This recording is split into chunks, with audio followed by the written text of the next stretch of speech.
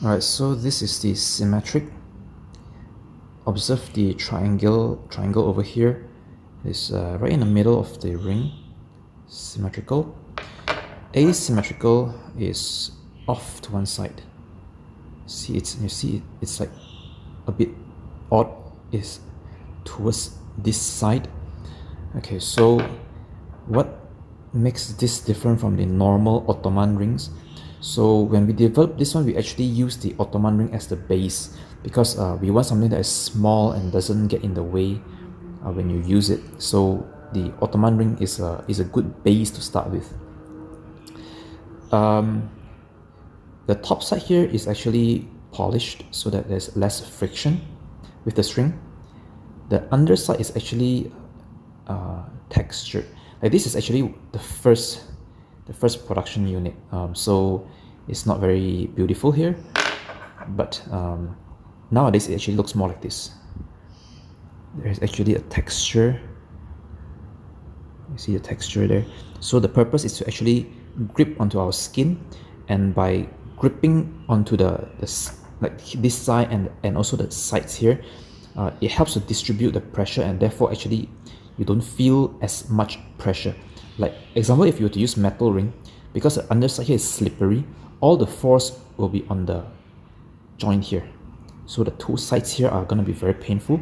But because this one is not slippery, it can distribute the pressure not just on the two sides, but also along the surface of the skin all over.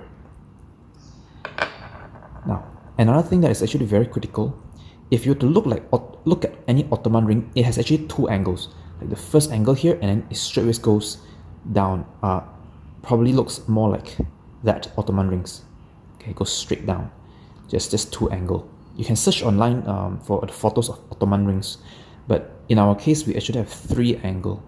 So this angle here is actually very important, where in the case of normal Ottoman rings, when you were to hook it and the string will actually sit in here, it will actually press into our skin and it hurts.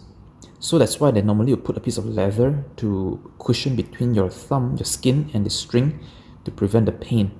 In our case, this particular angle here puts the string right outside. It will just gently touch our skin, but it will not push into our skin. It doesn't bite us. And because there's this triangular platform here, the string always want to go out. You actually have to, we call it a twist lock, where instead of like hooking tight like this, we actually turn in, we twist in to push the string in to lock. And so there's always a force to counteract, like the string wants to go out and you have to push it in to keep it in place. And that's why it doesn't bite into our skin. We don't need the leather piece or any guard here to prevent pain. Okay, so this was actually the very first version we made, and so far, like pretty much all my customers are very happy with it. And then we suddenly realized something that can be improved on the ring, which is to explain what is going on with the asymmetric version. I want to have a look at this representation here. This is actually representing the bowstring at full draw, where this is your ring you're pulling back, and there's the arrow. Okay, so with most rings, this is what's going to be.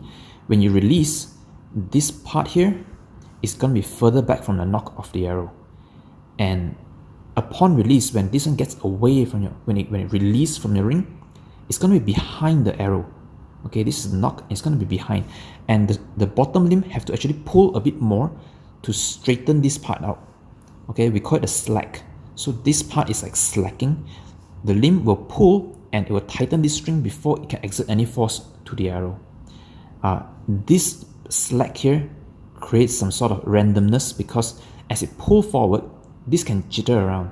So what the asymmetric ring does is that instead of having your arrow that far from the center, it is closer. So of course this slack is gonna still be present, but it's gonna be reduced.